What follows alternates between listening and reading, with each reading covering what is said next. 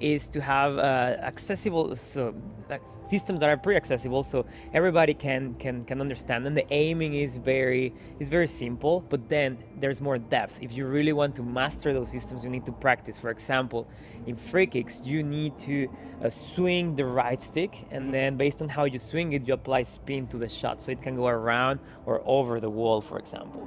And finally, for the ball itself, we have a brand new ball physics system.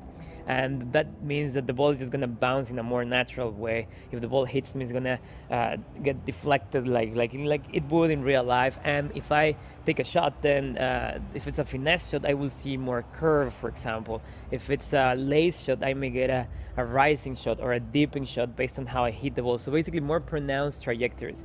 So when you put all these things together, the game just feels more like real football. You feel like you are actually playing the actual. That's really cool. Yeah. And in terms of, you were talking about the community feedback and how much that's become a part of the development. This slightly silly off-topic one, but indoor football has been something that people have talked about since FIFA 98, and it's now popped back up here. Is that a direct result of people asking for it literally every single year?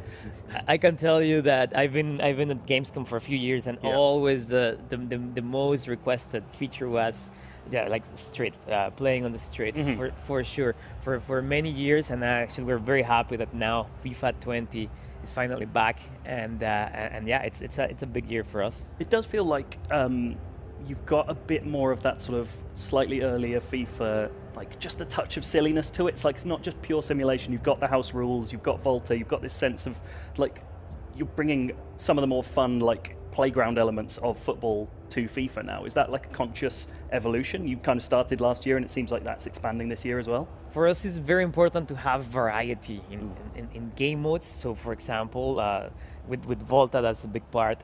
We had the journey before. Now we have house rules as well. We have FUT. There's a lot of different things going on there. Obviously, variety in terms of licenses as well. For example, this year we're expanding with the Bundesliga, and now we're here in Germany. There's 13 new stadiums. There's around 180 new player faces in the game. So that's very important. And also expanding in terms of gameplay, bringing innovation every year. So I think those three things together is what would be focused on. That was a nice goal. Yeah.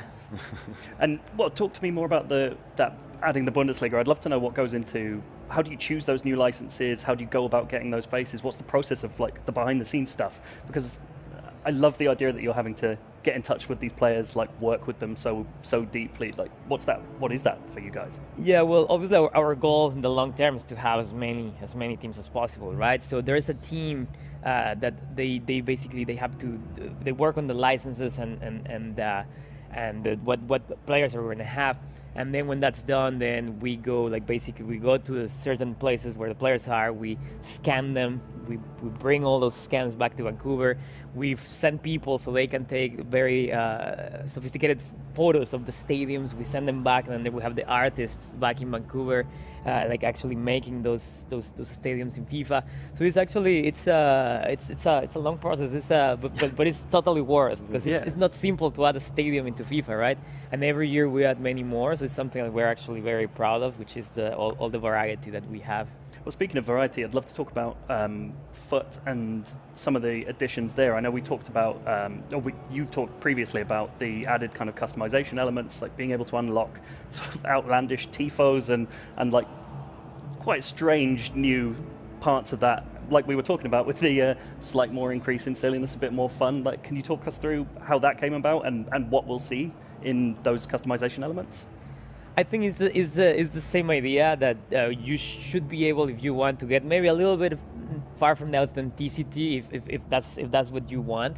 So the idea behind it was, again, to have variety, to have more things for you. And yeah, after a lot of brainstorming, and actually a lot of that had to do with the feedback as well from game changers, from pro players, they wanted to see something fresh. And then our friends back in Vancouver that work in the FUT team, they were brainstorming for a long time until they say, okay, they came up with those features that allow you to have more personalization. That's what they were trying to achieve with those new, I don't know how you call them, what you mentioned. The extra elements, the, tifos and yeah, stuff, the tifos, yeah. And that's And- across the whole thing. I mean, it goes all the way to Volta as well. Oh, does it? Well, just personalization in general. Yes. The theme of people being able to have their own experience that they customize for themselves. And that's something that we want to have consistent across the whole game. So it's, like you said, from FUT to the gameplay to Volta to all of it, we wanted to have that ability to customize and tailor your own experience to the way you want to play it. Cool. And to swap to another new mode, or another mode, I should say, career mode's had a big change this year as well. So could you talk us through those changes as well? Do you want to? You're probably better for that one, yeah. Okay. So I know there's a lot of more customization in terms of managers, for example. That's very important. You can also have a woman manager, which is important. And then I know that there's a new morale system. So players basically, they understand better what's happening. They react to the decisions of the manager. And I know that was something that the community really wanted. They were asking for it for years. So it's finally here. And I would love to tell you more, but I'm more into the gameplay side. We have our career mode friend somewhere in the back. That's where he's actually scoring goals right now. Well, I mean, that does interest me, that interplay with the gameplay then. I mean, I'd love to talk about, if we're talking about morale boosts, if we're talking about how that affects players, can we talk about how players can vary from game to game, how they'll react to those different morale boosts? Like, what will that affect in a sort of scientific way on the back end? This is actually an interesting question. So in gameplay, how we develop the players is just related to stats. It's just the stats. So sometimes people tell us, oh, why when I play FIFA Ultimate Team, the game feels different? It's just the same players, but with added stats like chemistry, for example. So it would be the same thing here, depending on how the player is doing, like the ratings that they get based on career mode or whatever game mode calculates them. Then they just go into gameplay, and then you see that really makes the player maybe a little bit slower when dribbling, if the dribbling attribute is lower in that case. So it's just modification of attributes, and then there's some external system deciding, okay, are we going to increase those attributes, like in FUT when there's good chemistry, or are we going to decrease maybe those attributes, let's say if my manager is not happy with me, for example. Right. So that's kind of how we develop those systems. That's cool. And in terms of Volta, how does that, I mean, obviously we're working with a bit more emphasis on skill moves and a bit more emphasis on flair play. Yeah. Is that something that you are actively changing in the back end, or is that something that you're just you find yourself doing more because you've got more space on the pitch? Well, we didn't change it on the back, and we changed the control. It's a long process. But it's totally worth, because it's not simple to add a stadium into FIFA, right? And every year we add many more. So it's something that we're actually very proud of, which is all the variety that we have.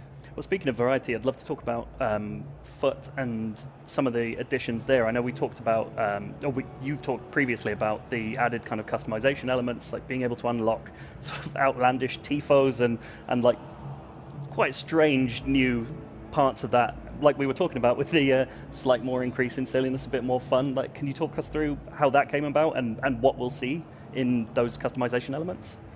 I think is have their own experience that they customize for themselves. And that's something that we want to have consistent across the whole game. So it's, like you said, from FUT to the gameplay to Volta to all of it, we wanted to have that ability to customize and tailor your own experience to the way you want to play it. Cool. And to swap to another new mode, or another mode, I should say, career mode's had a big change this year as well. So could you talk us through those changes as well? Do you want to? You're probably better for that one, yeah. Okay. So I know there's a lot of more customization in terms of managers, for example. That's very important. You can also have a woman manager, which is important. And then I know that there's a new morale system. So players basically, they understand better what's happening. They react to Controls a little bit. We simplified it a little right, bit. okay. Just so that people can get to it a little easier. Obviously, the way you can do it in 11-a-side is still there. So if that's what you're used to, that's how you like playing, that's totally option for you. But we want to, again, lower that barrier a little bit, so you can actually do skill moves by holding both triggers and just going in a direction, and it'll contextually play a skill move in that situation. Likewise, you can do a simplified flick where you just click click the right stick and you'll do a flick again contextually with what's around you. It just kind of gives players a quicker taste of what that looks like, because that world is you know, full of that, right? As part of it is like scoring with style, not just scoring. And then we also added some new flare animations to kind of top that off and round out that experience. And again, that was all about just capturing that vibe and make sure that it felt like a real small-sided or street game. Awesome, that's great. Well, that's about all time.